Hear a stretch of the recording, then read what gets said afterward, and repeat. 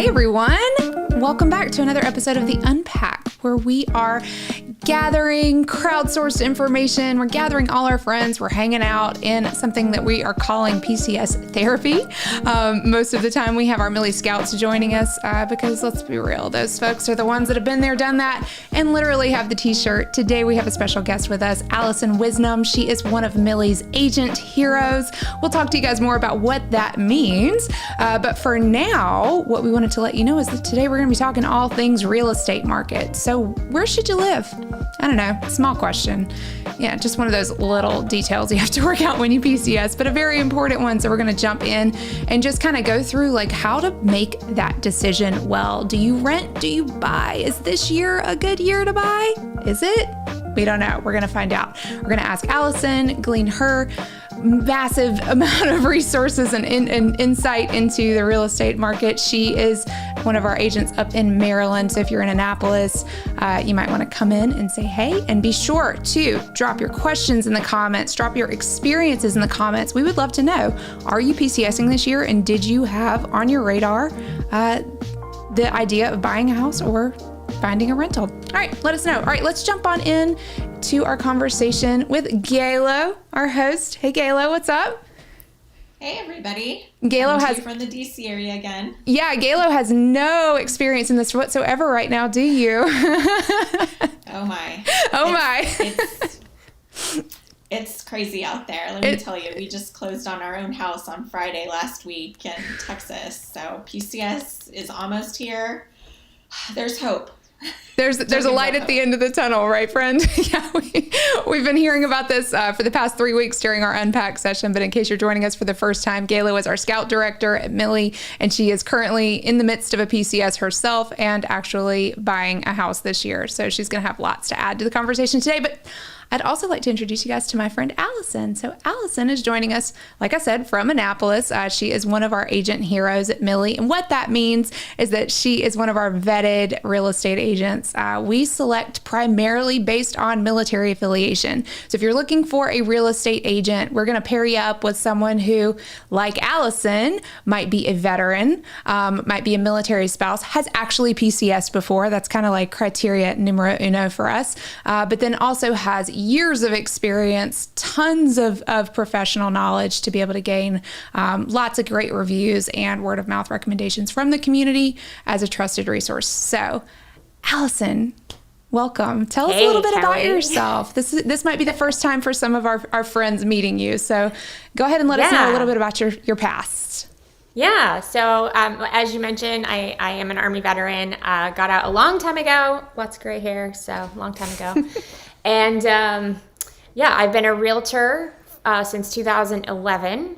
I've been licensed as a broker in both Maryland and Hawaii. So worked two very different markets. And now I am in Annapolis, Maryland. I'm an agent with Coldwell Banker here in the area. I've been in Anne Arundel County for a total of 16 years, back and forth. So I've owned several homes in this area and also owned a home in Hawaii. So I can, most of my clients are military, and I deal with a lot of what we're talking about today.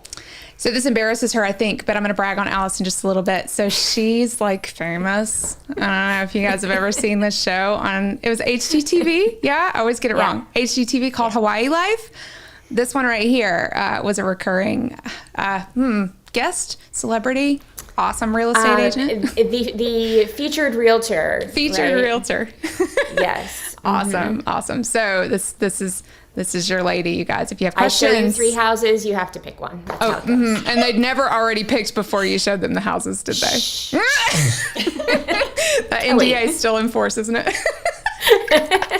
Okay. I said nothing. I said nothing, right? I want to say hello to a couple of folks. I see Amy watching. I see Gina. Hey, Gina. Thanks for joining us on Facebook. And then also, hey, AD, joining us on YouTube. So what's up? If you guys are watching us wherever you are, make sure you turn on those notifications so you can catch us every week when we go live with different PCS topics that we're going to commiserate around and crowdsource and problem solve. So make sure you're subscribing, ringing bells, all the things, and say hey wherever you're watching from. So, okay. Gayla, what are we talking about today? How are we going to jump this off? where do we live? I mean, that's the big question, right? You've got those orders now, hopefully. Now the question is, I would say the first one, if you do have the option, the place you're going to has on post or on base housing, that would be the first question you have to answer for yourself. Definitely call the housing office. You want to get all the information up front. It seems like over the years I have learned that every housing office does it a little bit different. We've got those private management companies at the majority of the bases taking over the process, and they all seem to do that housing wait list a little differently as far as when you can sign up for that. Do you need hard orders?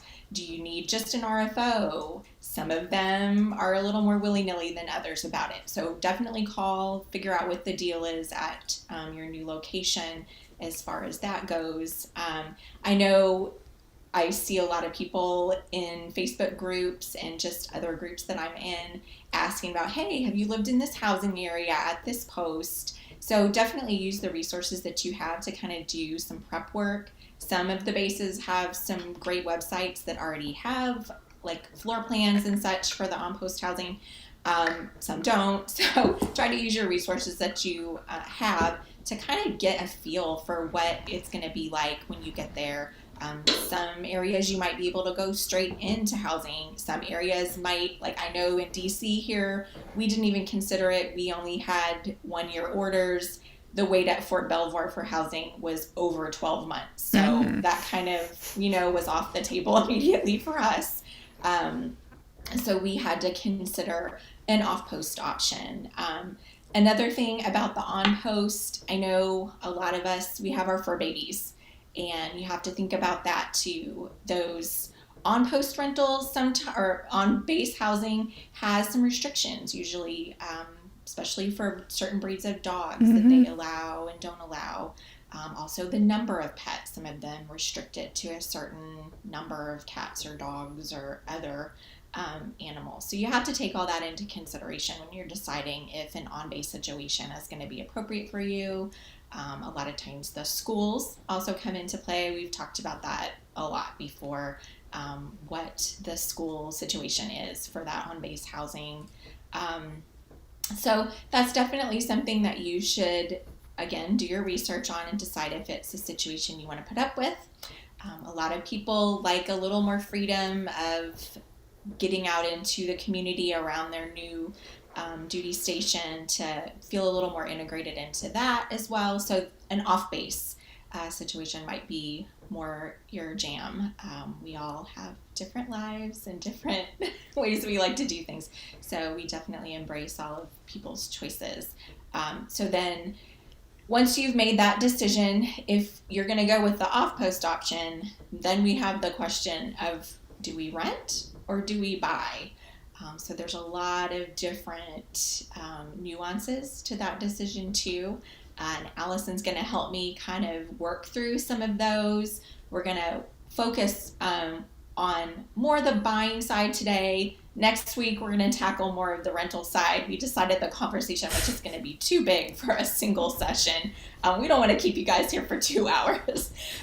So we're going to break that up. We'll be back with you next week for more details on the deep dive of the rental situation. But so for off-base buying, Allison, I know we talked about briefly before we got started some of the reasons why you might make the buy versus rent decision. Can you help bring us through some of those as far as like cost considerations, areas, those different pieces? Yeah, for sure. So, I loved what you said about kind of the lifestyle of on-base versus off-base kind of thing, right? And certainly there are some places where you can really get into the lifestyle of the place by being, away from your duty station, and some people really like that exhale, right, of getting away from work to be able to separate themselves. Or you're in a community like, Galo, spending a year in the DC area, you could have a really incredible opportunity to say, visit museums every day, right? I mean, it's something that, if in the middle of Kansas, maybe that lifestyle is not going to be so available, or maybe not so unique, right? So I think with the on post versus off post, it kind of is a pretty cool lifestyle choice. But once you move through that and you get to the rent versus buy decision, I think that first of all, it's a money decision, right? You're essentially being given this benefit of BAH to spend how you like, and you can spend that toward giving a landlord rent and paying their mortgage, or you could spend that toward yourself and possibly building equity in a home, and well, definitely building equity in a home, but investing in something that might increase in value. So the money decision is huge. I think that the money decision often hinges on how long you're going to own the property. So if you know you're going to be somewhere for a year and you know you're going to have to sell the place when you leave, probably doesn't make sense, right? In every market's breaking point will be different. So if you're in a market that is appreciating rapidly, your opportunity, your breaking point is faster than in a market that's pretty stable or maybe not growing. Okay. So, talking to a realtor in that duty station about what that break-even point looks like based on historic appreciation rates is a smart thing to do. There's also a tool you can use. It's called an amortization table, which is a really boring financial table that tells you, okay, I bought this house for $500,000. When I go to sell it in 3 years, if I make my regular payments, what will I owe on it? And in an example that I just did real quickly before we got on here, after 3 years, say you would owe $465,000. Well, if that property is still worth $500,000, or that property has appreciated, say it's worth $550 now, and you subtract the costs that you would spend to sell it. So you subtract, commissions, and you subtract, transfer taxes in the area, things like that. And that's all going to be different depending on where you are. Then you could walk away with a significant chunk of change for your next duty station. So I've had a lot of clients go from a very high cost of living area where they had maybe very high BAH, $3,000 a month for BAH over 36 months. That's, over $100,000 that you could put toward equity in a home. So they've taken that chunk out when they leave after, 3 to 5 years, depending on their tour. And they've put $50,000 down on a house in their next duty station. And if their next duty station's Georgia and the property prices are very low, that's a huge chunk, right? Or you can take that money and use it for education, or use it for some other, large purchase, or toward your retirement home, something like that. So in some markets, you really do have an opportunity to make money, to invest and turn it into something pretty quickly. All right, that was kind of a rant. I rambled. No. I think this is really important, because what I hear, right, is like the same kind of mantra I grew up with, right? My parents always owned homes. We lived in rural South Carolina where it was totally feasible to do so. And their mantra was like, don't pay somebody else's mortgage, right? So like, that's just the way we grew up. However, my husband grew up in New York City. You didn't buy homes in New York City. You rented. That was just the way of life, because the scales were out of whack there, right? So as we're having this conversation, I think a lot of people are probably positioning their mindsets right now like, usually the conversation is, okay, is this market going to be one that's smart to buy in, right? Like you were saying, was your break-even point, all of that. But I'm seeing comments roll in that are like, this year specifically, like, are we headed towards like this situation where the market's going to crash, or, like whatever. So we've got Angela talking about buying in Virginia, which where you guys are in Northern Virginia area. The market itself, we feel like we're buying in a very high expense. So if you're starting out kind of at that top end of a range, what are some things to help people start thinking through pros and cons? Let's just start there. Like, right? Like what makes feasible sense? And, instead of like a blanket answer, right? Because I know that's what I want to say. Like, yes, buy, don't buy. That's not going to work, is it? Right. So I think, first of all, knowing that like recent stats that I have heard, and somebody might want to look up, National Association of Realtors, the economist for the National Association of Realtors is named Lawrence Yun. And Lawrence Yun is very easy to find online, and he gives outlooks for the housing market. And he's a super smart guy. One of the stats that I've heard recently is that nationally, we are 10 million housing units short. There is an extreme shortage of inventory. For the number of people we have, building has not kept up. So I think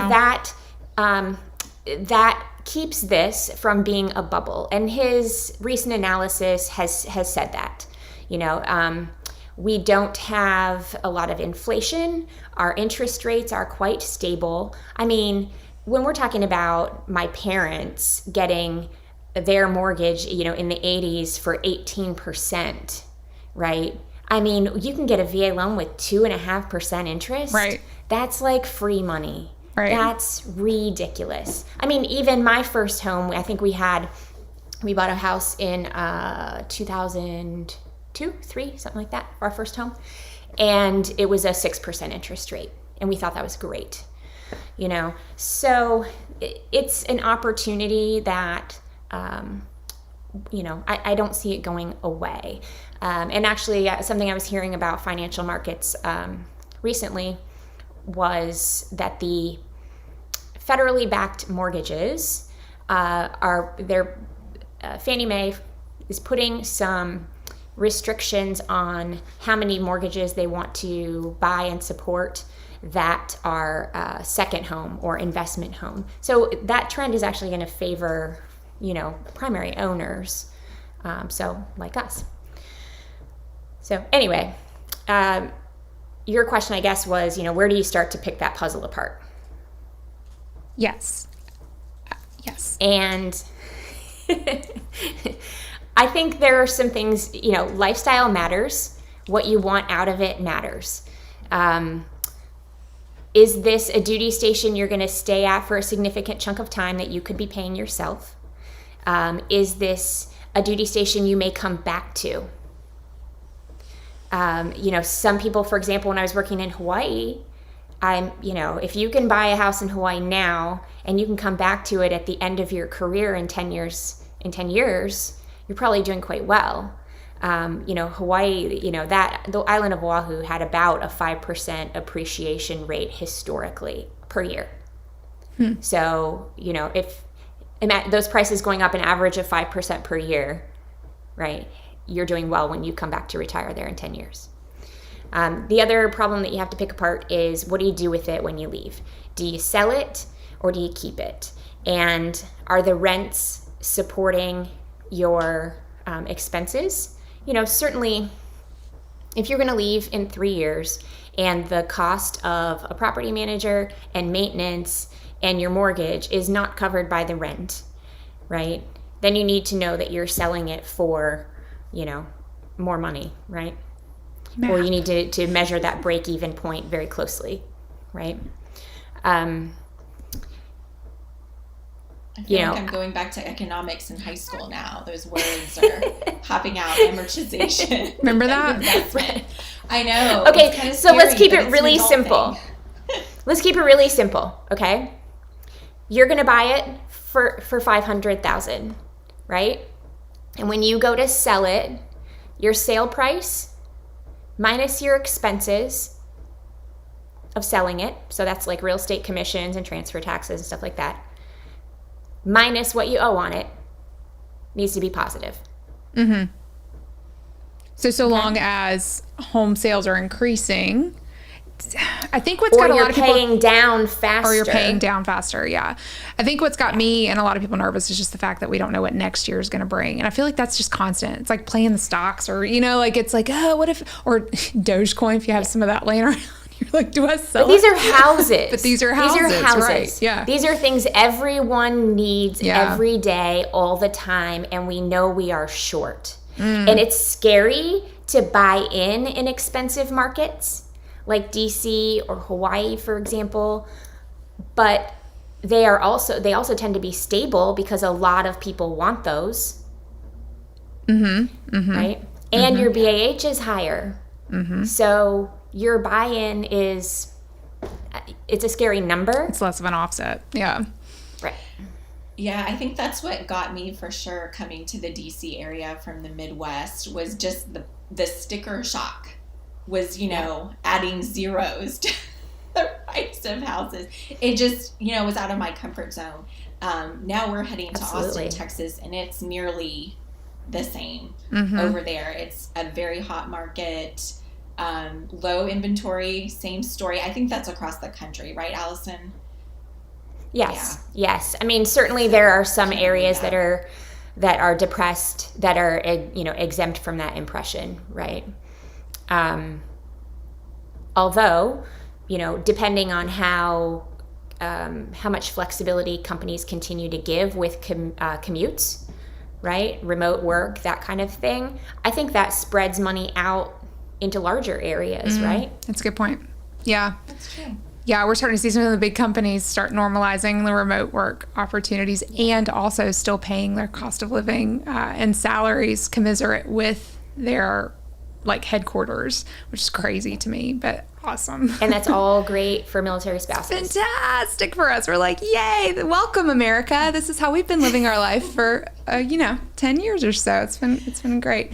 I see more questions that I want to get to in the comments, but I don't want to keep derailing us. So Gaylo, I can't see the comments, so you got to tell me. Okay. All right. Yeah. Okay. All right. I'll post them. I feel you, Angela and Gina, because I just went through this myself about making offers on these houses. It's like the Hunger Games out there, y'all. If you don't make a decision like that, if you even like a property, we went through 5 offers before we finally got one accepted. And Angela, I know you mentioned something about the VA loan and how there's some negative feelings about that out there for sellers. So I don't know if Allison could try to, demystify that for us and give us some information about why that would be. Yeah, you guys grab a pen and paper. Allison, you get full screen for this. Give the whole spiel. So the first thing I'm going to say is there are not negative feelings out there for sellers. There are negative feelings out there for sellers' realtors. And those realtors can pass those negative feelings on to their sellers. Okay? So I don't think most sellers have any idea, what a VA loan means or what the advantages or disadvantages of accepting one would be. So, and one thing I try really hard to do is to get in front of groups of agents who are not military related maybe and educate them about the VA loan. Okay? Another thing is, so I think it's important when you are a buyer using a VA loan to make sure, of course, that you have a realtor that understands the VA loan. MILLIE Scouts certainly do. Agent Heroes certainly do. And can advocate for you with the other agent and can patiently educate the other agent about what this means. Now, certainly, if you're competing against cash is king, right? A cash buyer does not have to get an appraisal. A cash buyer doesn't have any sort of, financing hurdles and they even have a shorter timeline, right? There are just few steps that they have to go through. So if you are competing against a cash buyer, that's hard, right? And you may have a chance, but there are other things that sellers want that maybe you could address, right? Maybe you offer a higher price than a cash buyer would. A lot of cash buyers come in and they try to underbid, right? Properties for sale for $300,000. Somebody comes in and says, "Okay, I'm going to give you $295 cash today," right? So if you're the VA buyer, well, I'll give you $305, and I'm gonna have to go through these hurdles. Well, maybe the seller has time. In fact, I've had this same situation where a seller was offered more money by a VA buyer and had the time and valued that extra money more than the risk they felt they might be taking. So that's one issue. As a VA buyer, you can do certain things to make your offer stronger. You could put in some sort of appraisal guarantee. And I'm trying to speak in general terms because every state has different paperwork and rules, and they're just local nuances. So I'm trying to be pretty general. So if you go online and you're like, oh, VA appraisals are terrible, blah, blah, blah, blah, blah, they're not in my area. Everybody in DC knows about, in the DC area knows about VA appraisals. That's, not an issue. So you have to take the local things into account. But anyway, sorry. I get excited. No, this is great because I think a lot of us don't have the insight, like the professional insight. You start working with a realtor and you immediately assume they have all of this information kind of on lock. And it's fascinating, the predominantly non-military affiliated real estate agents who just, they just don't encounter VA loans that often. So they've bought into some of the myths around it. We do this work a lot with people trying to make sure they're up to speed and savvy. So I think those are all good points and good things for buyers to know as well. Like walking into the situation, you're going to face some challenges. Let's just put it lightly. Well, and a lot of those impressions that they have maybe were true, but aren't current, right? So, so I call them this one time at band camp stories, right? So you'll get a realtor and be like, oh, this one time 10 years ago, there was this VA appraisal and it went like this. And, and I'm like, okay, that doesn't happen today. And here's why. And the rules have changed and blah, blah, right? So, anyway, some of the strategies you could use are to, you will have to have an appraisal. You can get some local data from lenders or your agent can, or you can talk with your lender to say, okay, hey, you've done how many VA loans in the past year? How many have had appraisal problems? I asked that to my local lender here a few months ago when I was getting ready for a presentation, and he said, I've done 150 in the past year and one had an issue. It's not, then I can communicate that to the agent on the other side, right? It's not really an issue. Right. With an appraisal, a strategy you can use is to guarantee that if the appraisal comes in lower than the price you've agreed upon, you will make up the difference in cash if you have that cash available, right? You could also agree that you would prefer to use the VA loan. However, you could get qualified for a conventional loan as well and say, okay, if I run into any problems specific to the VA loan, I will use my conventional option. That's smart. Right? Yeah. So I'd prefer to use this product, but if not, I have this as well. Yeah. And communicating that up front, you're saying, like, before you even make the offer or with the offer, like, these are all of the options available to me, and I want this house badly enough that I'll pick either A, B, or C, but I want to start here and go down. That's smart. Yeah. And so that's an issue where state, the state contract matters. So in Maryland, you can do that without asking the seller. I could put in an offer, have a conventional loan approval attached to that offer, and a week into the contract say, forget it, I'm VA, and I don't need the seller's permission to do that. Ooh, interesting. In Hawaii, that's not the case.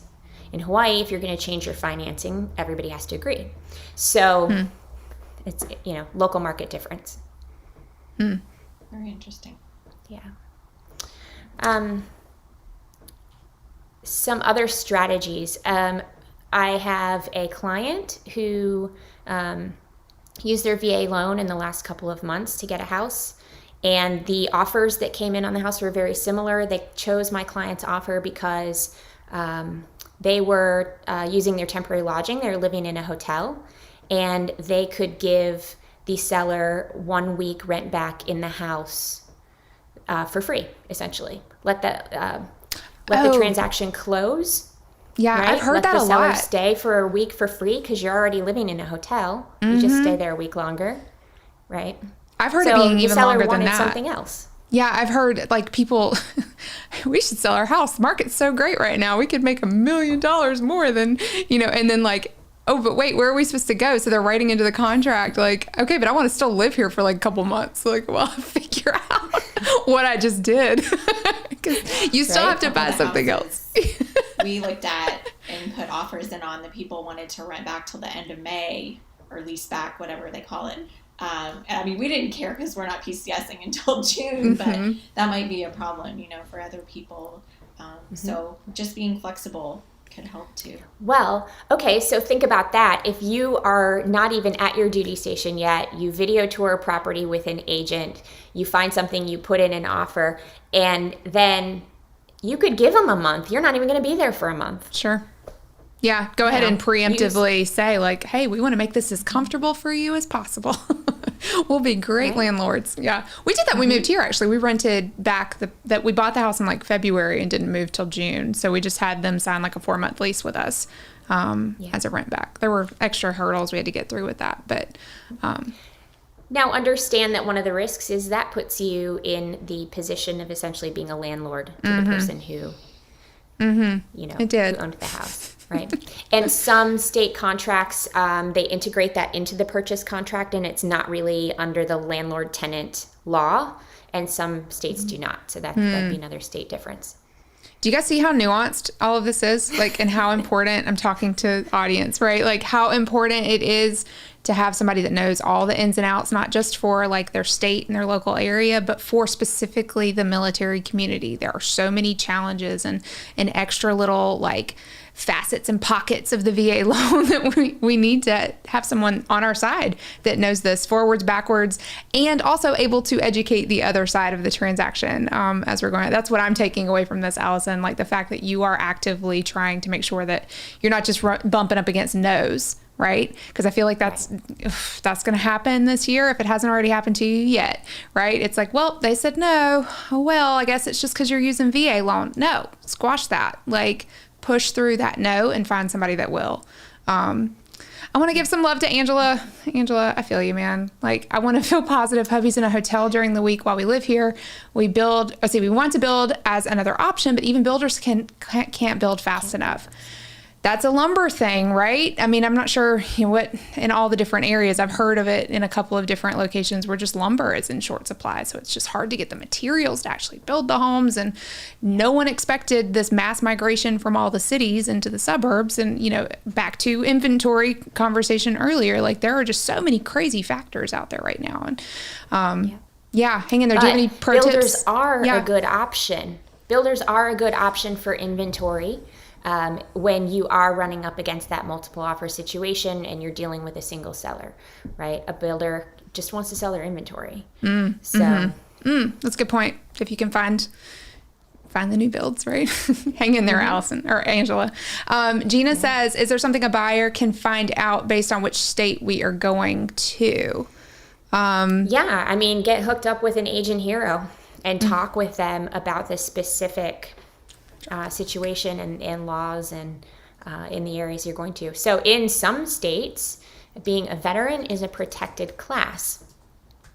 So we have protected housing classes, right, for the things like the Federal Fair Housing Act, like race, religion, creed, color, right, those things. So in some states, veterans are also a protected class.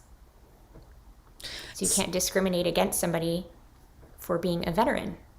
So talk more about that, Allison, because I know I've asked you this a couple of times because I'm still trying to wrap my head around it. Does that also then mean that you can't discriminate against a financing source? So it depends on the state and locality, actually. So Maryland has there are federal protected classes. That's everywhere nationwide. There's state protected classes, and some even counties have different protected classes. Like, for example, in my county, immigration status is a protected class. But that's not statewide. In the state of Maryland, source of income is a protected class. Any legal source of income cannot be discriminated against. And that law was intended to reduce discrimination for like housing vouchers, right? It's a legal source of income. Somebody has earned that because they have, a housing voucher due to a disability or due to an economic situation, right? So in some places, being a veteran is also a protected class. You can't discriminate. So does that mean you can't say, I don't take VA offers, like VA loan offers? Is it like, what is the use case of that? In some places, that's true. Okay. In some places, that's true, yes. So some of these laws are kind of new. For Maryland, source of income is one of those. And it is confused a lot because a lot of people in the military don't know the difference between a veteran status and earning income from being in the military. Right? So you earn, your income is active duty, retirement income, BAH, reserve income, right? But I'm a veteran and I don't have any of those sources of income, right? I'm just a veteran. Right. So my veteran status is not a protected class in Maryland. Fascinating. Yeah. But when, people blur those together, especially people who are outside the military. Right. And I do think a lot of times, especially with what I'm seeing right now in the active duty groups and people actually PCSing, they're seeing that their loans aren't the favorable ones, like for accepting offers. And I'm hearing there's not necessarily anything wrong with that. Like, and put yourself in the seller's position too, you guys. Like, do you want if maybe theoretically iffy or maybe less strong offer because it doesn't have as much cash down or it isn't a cash offer or all of these things, like, right, you want the easiest path to cash out, like that's the goal. So that's a great point, actually. So you can show a seller that just because I don't have to put any cash down doesn't mean I don't have any, right, if there's a problem. Yeah. Right. So, like you said, you're trying to the seller wants to reduce risk, right? They want to reduce the risk that they're going to get 3 weeks into a transaction and have the buyer cancel. Mm-hmm. Right. And one of the protections for a VA loan is the appraisal escape clause. Basically, you have written into the contract that says if the appraisal comes in even 1 penny short, that you can walk away. Okay, well, how do we reduce risk for the seller? How do we go ahead and write in that we're not going to walk away? Right. Gayla, what did you encounter? What was can you talk a little bit, whatever you're comfortable sharing, like with because I just, my heart, sure. Like, you stress me out just even talking to you once a week in our meetings. Yes. I can't imagine. And so we're moving to Austin, Texas, which is south of Fort Hood. So you would think that there would be enough military kind of filtering down into that area, but we definitely experienced people just not really understanding what a VA loan was and what our situation was. One of I guess it was the seller's realtor, similar to what Allison was, saying, was like, oh, well, VA, isn't that like FHA? They get the letters all mixed up or something. And you would think, an agent would be more educated on these things. Like we couldn't get another loan than the VA loan. And that definitely wasn't the case. Similar to what Allison was saying, we did have to share a little bit of our financial information to make them feel more comfortable with the fact that it wasn't that was the only choice we had. It's just a benefit that we have available to us to use as a result of our military service. It's not because we don't have other financing options. So that was definitely something we had to get over. And then I know appraisal, if nobody knows what an appraisal is, that's kind of a third party person who's been licensed to look at the market and assess the value of the home based on what's been selling in the area, the different factors. They'll compare the home that you're purchasing to other homes in the area depending on, what upgrades yours has versus another home. So that's what an appraisal is. If people are just starting out and have never purchased a home before, that's what we're talking about. We got kind of high level there. I know. So I know. An appraisal is the bank. The simplest explanation. An appraisal is the bank wanting to make sure they're not loaning you too much money if they have to take the property back and sell it. Yep. Right? They're protecting their interest, making sure they're not loaning you more than it's worth. Can you talk a little bit about where the myth comes from that VA appraisals appraise lower or don't appraise at value? Because I know that's commonly circulated in different arenas. Yeah, so the VA had minimum property requirements, and they were regionally based, right? If you're going to buy a house say in Hawaii, it has to have a termite inspection because termites are very common in Hawaii. And there, it has to pass that inspection. But a house in Hawaii does not have to have working heat because, you don't need it, right? Mm-hmm. Right? So the minimum property requirements would differ depending on region, right? And things that happen there. So a lot of those things have been removed. A lot of those special requirements have been removed, and they would often be things a lender might require now instead for anybody, not specific to VA. That's probably the Got it. Yeah, so that's where a lot of it, so I know in my area here in North Carolina, that's where a lot of the hesitation comes in with sellers, like local sellers who are like, no, I'm not even going to entertain VA offers because my house won't appraise at what I'm asking with the VA. It's just this rooted in myth that maybe was at one point statistically true, but isn't necessarily the case anymore. So again, you've got to find an agent who's willing to push up against that a little bit and say, actually, or hey, seller, if you've got peeling lead paint, maybe go take care of that before the appraiser shows up. Little things that we know flag the VA appraisers and they say no or whatever. Like most savvy realtors can kind of spot those things even just doing a walkthrough and be like, hey, take care of that before they show up. Yes, you're the buyer's realtor, right? Should be able to look through the property and see things that might be an issue. I literally had a house with a VA buyer that the gas stove was powered by a propane tank like you'd put on your grill. Okay. Like there was a hole run through the wall and a propane tank sitting outside the wall, right? Mm-hmm. We walk through the house and I'm like, that's probably not going to work. What are we going to do about that? Remove the stove. Mm-hmm. Yeah. And it's a safety thing. They are looking out for your best interest at the end of the day. Like Right. they don't want you to be in a house that's unsafe. That's not a good investment Absolutely. for anybody. So yeah, there are ways to work with all angles of that situation. And have a plan. Yeah. Have a plan to address it, right? A buyer can actually make the repair. Mm-hmm. A VA buyer can actually pay for everything in the transaction except for real estate commissions. Fascinating. No, I actually didn't know that. I figured you could write it in for like inspection mitigation, but I did not know that. Alison, wow. You can offer to pay the seller's closing costs. That's another idea right now.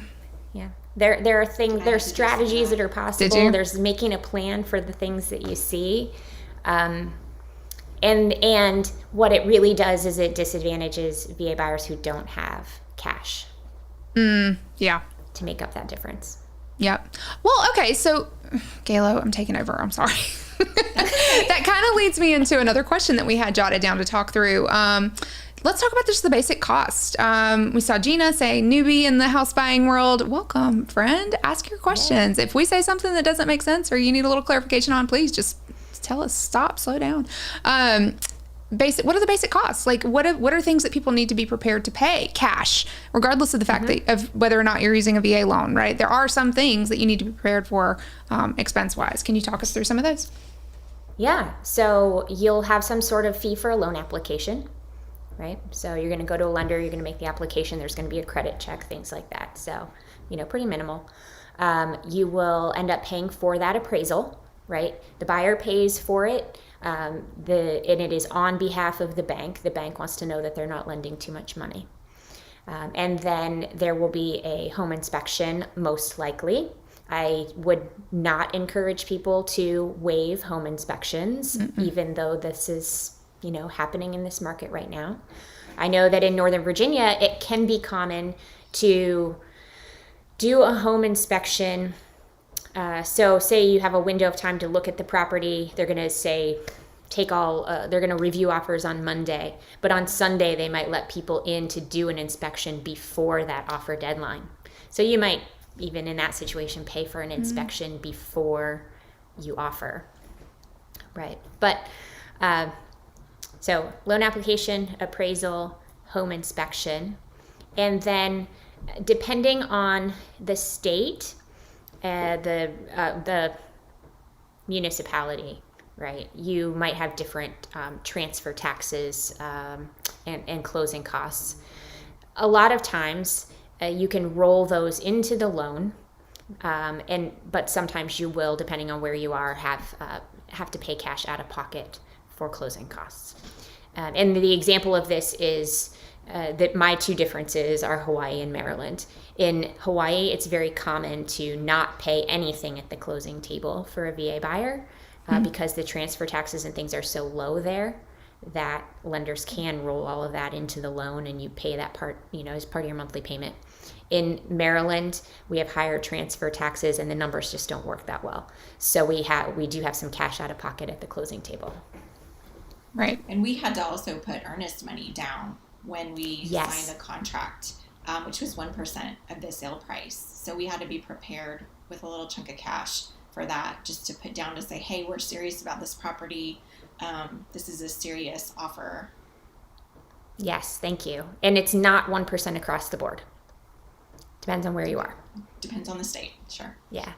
Hey, Jen says she didn't know inspections prior an offer was a thing. I didn't either. That was news to me. You gotta Not common. Y'all, you gotta be ready to move quick. That's moral of the story. Like, know what decisions you're making and what the answer is based on whatever response you get back. Like, in that moment, you don't have time to talk it over, or if there's two of you, you need to make sure you're both on the same page. Like, from the moment you start the negotiations, because things are going to move fairly quickly. I was docu-signing one contract when I was at dinner with a girlfriend on my cell phone. Seriously, clicking through, because my agent That's probably was not texting advisable, me. but okay. Yeah, but seriously, like, we didn't have time to wait. I Yeah. needed to do it then. So Yeah. it's intense. And I'm sure, like, going into the whole process with the mindset of like, okay, is this house going to work or is it not going to work? We're not going to find the one we love in this market. That was a big thing for me because I had big dreams. We haven't owned a home in over 10 years, and this was like that duty station for us that we had been dreaming of, and this is going home for us. So I had in my head, I want to live in this area and I want this house.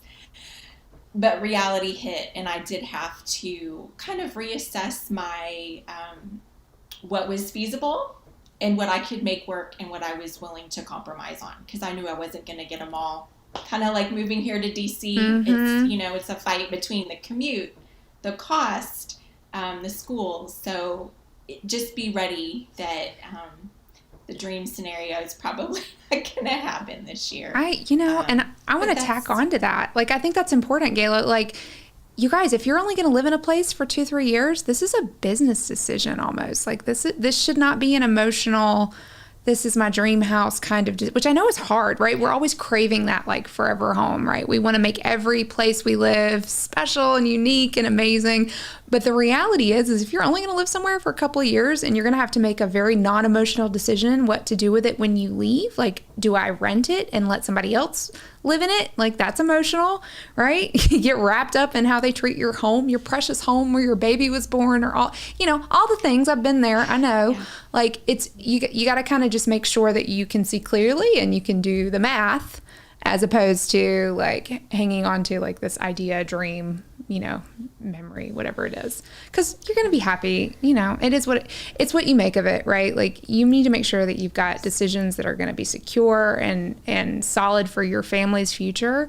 The housing that you're in, so long as it is safe, will be fine. And I think that's also kind of one of the players in the rent versus buy decision, right? Is a rental is impersonal, and that you're not going to spend much to maintain it, and you're not going to be able to change it, right? But a home, the buy column is, okay, well, I'll have to pay to maintain it, but I can make it my own, and I get to choose what to do with it. It is totally an easier choice. And if you think about it, you're committing for the same amount of time, usually, often. Maybe if you're buying a house, you might be planning on keeping it for longer than just your duty station, right? But you're still only going to live in that house for the same amount of time. And it seems like an easier choice to make when you're just renting. You're like, we'll be out of here in a couple of years. And then that's the financial piece, right? Were you able to do something with the money you were given. You're given BAH, right? Mm-hmm. Or did you just hand it to somebody else? Yeah, right.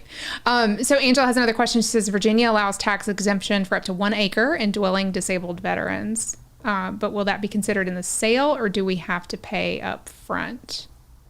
Ask your Virginia realtor. I don't know. Okay. I'm not licensed in Virginia. Maryland. Again, stressing the importance of having a super savvy realtor on your side. Angela, if you don't have one, I'm sure they will come crawling out into the comments of this video. However, we also, I'm kidding. Tons of our MILLIE followers are real estate agents. And if you happen to connect with one in the comments, that's awesome. But if you want to let us help you kind of vet and select and personally pair you with an agent that can answer these types of questions on the caliber of Alison here, and if you wanted to work with Alison, if you're a little farther over maybe, we can connect you. There's a link for our Find an Agent. There we go. It's just a quick little form. Give us a little bit of information and we will let our concierge take it from there and pair you with the perfect agent who can help you during this super stressful time. We feel your stress, friend. Like we feel it. We know this is real this year. So just let us know how we can help you. And I have to give a shout out for the Agent Hero vetting process. Because, you do make sure that the people that you're putting in that network have PCS experience, have good reviews, have done a certain number of transactions. So, yeah, highly vetted network. Yeah. And if we hear that they're not, I'm kidding. We don't. We love all of our agents. We have over 1,200 across the country, you guys. So if we don't have one where you're headed, we can ask our network and they can find you somebody amazing to the same caliber, because it's important. It's important to us to know that you're working with somebody that gets it. That's kind of just a fundamental. So, okay. I'm not seeing any other questions in the comments. If you have anything else you guys want to add in while you're watching really quickly, go ahead. We've got Alison for another couple of minutes. But also I want to go ahead and let us start thinking about some closing thoughts. Alison, what would you leave us with some of like the top 3 things to consider when going into this season, this PCS season, and facing decisions? Let's say I have orders that I just got yesterday to some unknown place where I've never been. Let's just pretend like it's Kansas. Y'all, I'm pulling this out of my rear end. Not going to Kansas, but let's pretend like I was going to Kansas. What advice would you give me as a friend about thinking about purchasing a home once I get there? Yeah. So first of all, I would say, don't go into a Facebook group online and just go, hey, what do you think? Because you're going to get all kinds of misinformation. Definitely get connected with an agent in the local area who knows the military and has that, the background knowledge, half their business is military or more, right? And talk about those strategies. Tell the agent what your concerns are, what your fears are, and, see if they have good answers to address them. And you can, consider it an interview, interview agents, right? If you're not willing to talk to me, if you're not willing to address my concerns, if you're not willing to tell me about the strategies we're going to use, probably not the one. 100%. If you didn't get this much information or more during your interview process with an agent, then you need to really evaluate what you're getting into. Great, thank you so much. Let's see. If you decide to rent a property, make sure to account for depreciation of the property, a tax that comes due upon the sale. Great, yeah, totally. Oh, one more question. All right. How far in advance should sellers or buyers talk to an agent? Great question. Yeah. So I love to hear from people 6 months in advance. I think that gives you a chance to, and it's not like you have to, like sometimes you don't have 6 months, right? More than 6 months is kind of hard to, honestly, on an agent side, just keep the relationship growing, I think just answering those questions as they come up, you can look for a home. You can narrow down neighborhoods, right? Before you arrive, you can narrow down neighborhoods. You can talk about commutes. You can, look into the schools. You can understand all the documents that you should not pack We need PCS, right? So, we talked about that last week, Please. week before. Right? Mm-hmm. You know,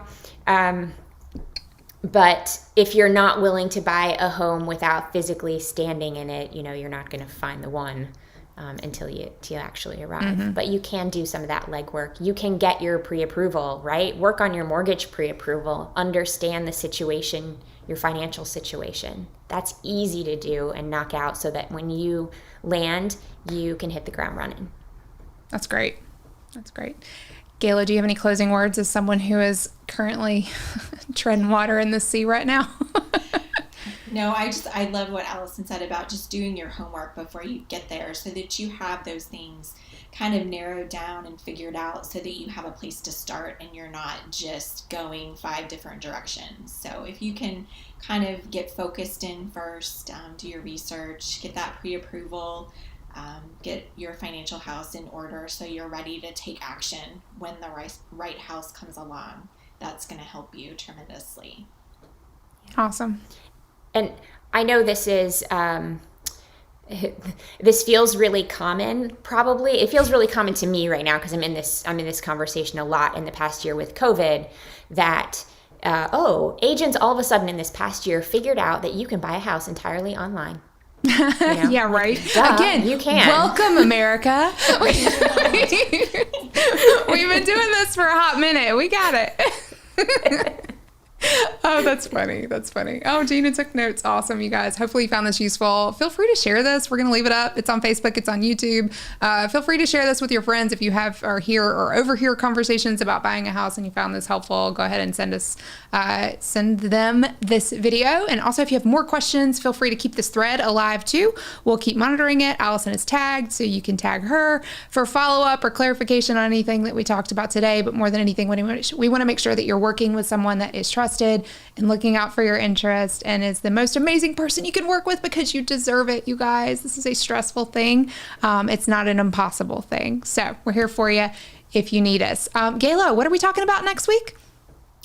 So next week, we're going to focus on the rental side of things. So if buying just isn't for you, you don't want to go through that this year, or you're on a shorter tour, we're going to tackle how to go about finding a rental. We're going to talk about those scams because we've all heard that story about that friend who had that happen. So definitely tune in. You can start dropping your questions in there early because we definitely think that'll be a good discussion too. We can't wait to hear all the questions. Yep. All right, you guys, we're going to go ahead and end this and sign off for today, but join us again next week on Wednesday at 2:00 Eastern. We'll see you again for another episode of The Unpack.